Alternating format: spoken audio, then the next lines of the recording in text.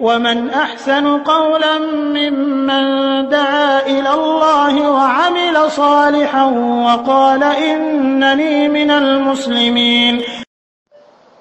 আসসালামু আলাইকুম রহমতুল্লাহি ওয়া বারাকাতুহু। আমাদের একজন ভাই প্রশ্ন করেছেন যে আমরা তো জীবনে অনেক নামাজ কাজা করেছি, নামাজ পড়িনি, এই নামাজগুলো কিভাবে কাজা আদায় করব? আপনার ওই সমস্ত নামাজের কাজা আদায় করতে হবে না, বরং এই জন্য আপনাকে মহান আল্লাহর কাছে তওবা করতে হবে।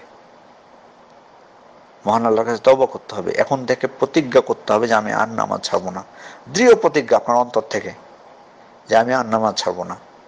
এবং আপনি যে নামাজ ছেড়ে দিয়েছেন এর আগে, সেজন্য আপনাকে অনুতপ্ত হতে হবে। অর্থাৎ তওবার যেগুলো সত্য আছে, সে সত্য মেনে চলে যদি আপনি আল্লাহর নিকট তওবা করেন, তবে মহান আল্লাহ আপনার তওবা কবুল করবেন। মহান আল্লাহ আপনার তওবা কবুল করবেন। কারণ কি? কারণ আপনি কাজা কিভাবে আদায় করবেন? কাজা কখন হয়? কাজা আদায় করা কখন বৈধ বা কখন শরীয়তসম্মত? কাজা হলো যদি রাসূলুল্লাহ সাল্লাল্লাহু আলাইহি ওয়াসাল্লাম বলছেন, মান নামা আন সালাতিন আও নাসিআহা ফালিউসাল্লিহা ইযা যাকারাহা। যে ব্যক্তি ঘুমিয়ে গেল অথবা নামাজের কথা ভুলে গেল, যখনই তার মনে পড়বে অথবা ঘুম থেকে জাগবে, তখনই সে নামাজ আদায় করে নেবে। তাহলে বোঝা যাচ্ছে এখানে যে কাজা হচ্ছে তাদের জন্য যারা ওযর শারঈ ওযর আছে যাদের, তাদের জন্য কাজা। আপনি ইচ্ছা করে নামাজ ছেড়েছেন, এগুলো কোনো কাজা নাই, লাভ হবে না। এগুলো কাজা আদায় করলে কোনো লাভ হবে না। তাহলে কি করতে হবে? তওবা করতে হবে আল্লাহর নিকট। সঠিকভাবে যদি আপনি তওবা করেন, আপনার তওবা সত্যগুলো মেনে চলে মহান আল্লাহর কাছে তওবা করেন, তো ইনশাআল্লাহ আল্লাহ আপনার তওবা কবুল করবেন। কারণ তওবার সত্যের মধ্যে একটি হলো যে দৃঢ় প্রতিজ্ঞা করতে হবে যে ভবিষ্যতে আপনি এটি করবেন না। সুতরাং সালাত যে আপনি ছাড়বেন না, এটা দৃঢ় প্রতিজ্ঞা করতে হবে। যদি এটি করেন, তো ইনশাআল্লাহ আল্লাহ আপনার তওবা কবুল করবেন।